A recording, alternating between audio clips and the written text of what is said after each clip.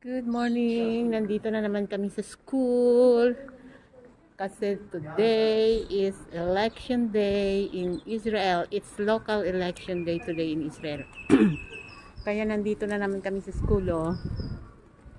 Katatapos lang ni Rina magboto. Katatapos niya lang mag-vote.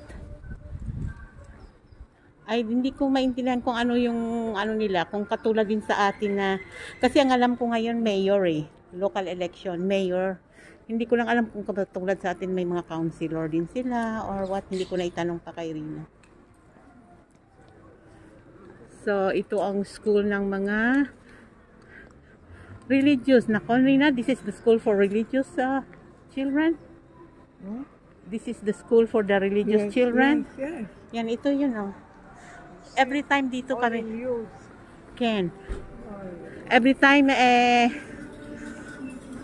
dito si Rina bumuboto tuwing may election. Ayan. Sa ano na to? Sa labas mo maraming ano. Ayan.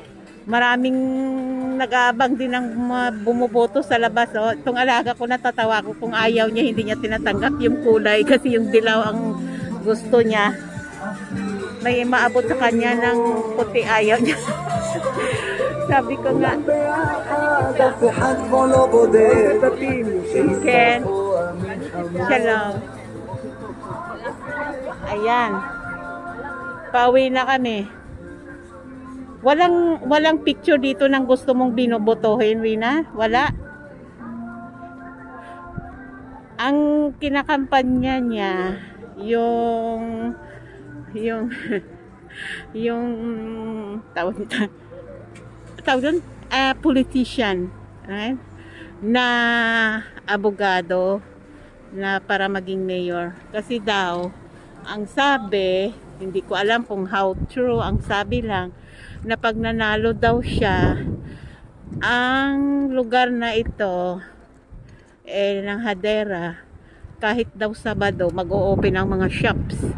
So hindi ko alam kung matutupad yan. So tingnan natin, yun daw ang yata ang kumbaga sa plataforma. So kalaban niya ngayon ang mga religious. So hindi ko alam kasi ang pagkakaalam ko marami ding mga religious. So padamihan sila ng ng boto. Kasi against ang religious kasi Friday, Saturday, sarado ang lahat. So siya naman ang plataforma niya siguro, kasi yun ang sabi ni Rina, na mag-o-open daw ang mga shops every Saturday pag siya ay nanalo. So we will wait and see.